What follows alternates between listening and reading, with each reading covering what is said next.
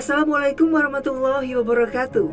Sahabat Hikmah, inilah sosok Nenek Titi yang sudah berusia 70 tahun. Sembari menggendong bakul berisi dagangannya, ia berjualan gerabah buatannya sendiri, berjalan kaki hingga berkilo-kilo jauhnya. Sepeninggal sang suami 6 tahun silam, praktis Nenek Titi harus menjadi tulang punggung keluarganya. Ditinggal suami kerja sendiri, tetapnya jualan, nah suami nggak ada, sakit nih. Warga Kampung Ciluncak, Desa Cibadak, Cianjur ini menjadi pengrajin gerabah dari keterampilan yang pernah diajarkan orang tuanya dulu.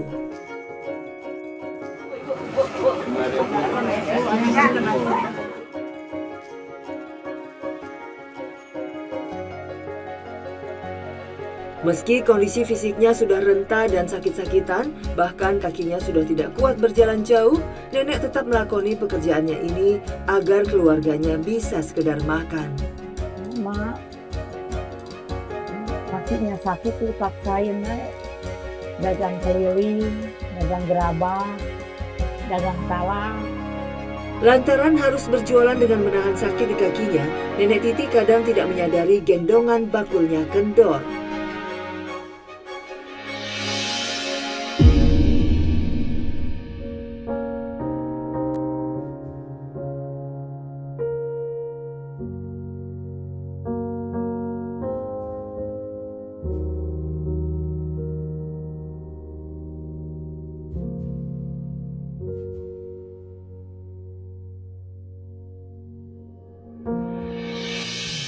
Gerabah buatan Nenek Titi berupa pot dan celengan dijual dengan harga Rp2.000 dan Rp4.000 per buahnya. Dari berjualan gerabah, Nenek bisa mendapatkan penghasilan sebesar Rp30.000. Dulunya, Nenek Titi berjualan keliling menggunakan gerobak, sehingga gerabah yang dibawa bisa lebih banyak. Namun, sejak roda gerobaknya rusak dan tak ada biaya memperbaikinya, Nenek terpaksa berjualan seadanya memakai bakul.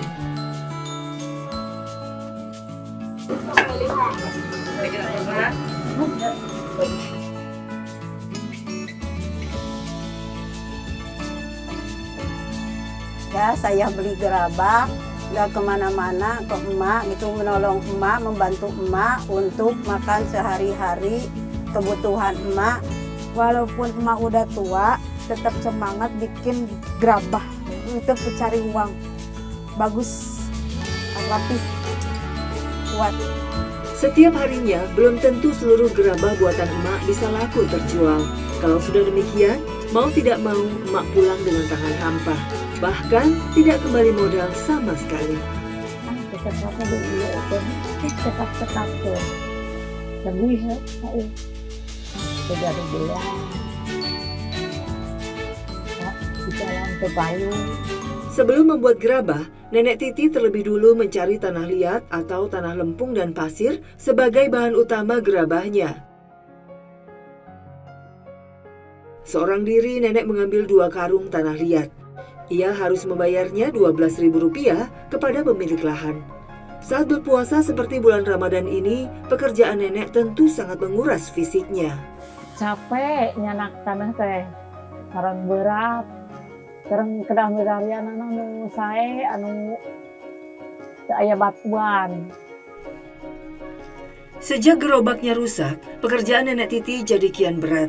Apalagi dengan kondisi kakinya yang menderita sakit, kerap kali karena kelelahan, gendongan bakul Nenek terlepas.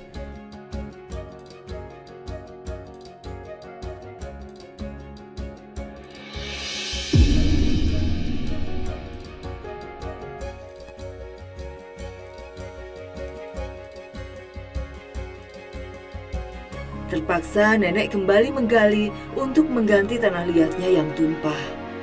Gerabah merupakan salah satu kerajinan tradisional yang banyak dijumpai di kawasan pedesaan. Masih banyak pengrajin gerabah rumahan seperti Nenek Titi yang memproduksi gerabahnya dengan cara manual. Nenek Titi memulai proses pembuatan gerabah dengan menyiram air ke tanah liat dan pasirnya sampai basah merata. Kemudian Nenek menghaluskan dan merekatkan tanah liat dan pasirnya dengan cara menginjak-injak hingga benar-benar ulet. Setelah tanah liat siap dibentuk, barulah Nenek mulai membentuk menjadi pot dan celengan. Untuk membuat bentuknya, nenek menggunakan kedua tangannya sementara kedua kakinya memutar perpot. Sesekali nenek menambahkan air agar gerabahnya terbentuk dengan baik. Selesai dibentuk, gerabah-gerabah itu selanjutnya dijemur sampai kering. Kalau sudah kering betul, gerabah diangkat dan dikumpulkan oleh nenek untuk memasuki tahap akhir berupa pembakaran.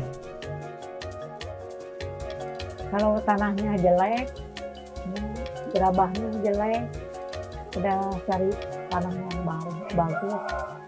Tidak mau hanya mengandalkan hasil berjualan gerabah yang sulit dipastikan pendapatannya, Nenek Titi juga mencari pemasukan tambahan lain dengan berjualan keripik talas. Talas diperoleh nenek dengan memanen atau mencabutnya di kebun dekat kediaman nenek. Memanen atau mengambil talas tidak semudah yang dibayangkan, apalagi Nenek Titi juga sedang berpuasa. Ia mesti menggali dan mencangkul tanah di sekitar pohonnya, baru kemudian mencabut talasnya. Tak heran jika nenek cukup kesulitan dan kelelahan selama memanen di kebun. Capek ngorek-ngorek talasnya itu, bikin goreng talas teh. Nyabutnya susah. Talas hasil panen tadi oleh nenek dipotong dan dipisahkan dulu dari batangnya. Umbi talas itu kemudian dicuci lalu dikupas kulitnya. Berikutnya, Nenek Titi mengiris umbi talasnya tipis-tipis. Irisan umbi talas itu kemudian direndam dengan dibumbui garam. Setelah dibumbui, irisan talas digoreng hingga kering. Kalau sudah, Nenek Titi tinggal membungkusnya dan keripik talas pun siap dijual.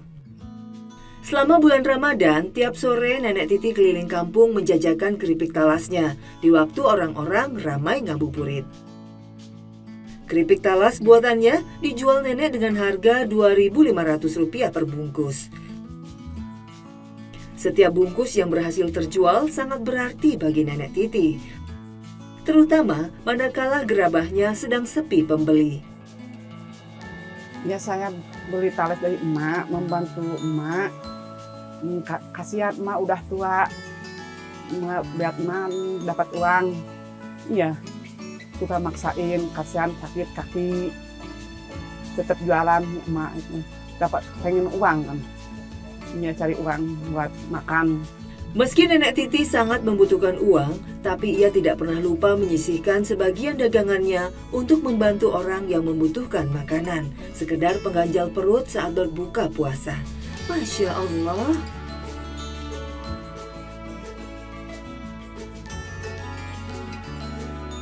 Sudah mobil, ayah ini setia dari sudah dokter.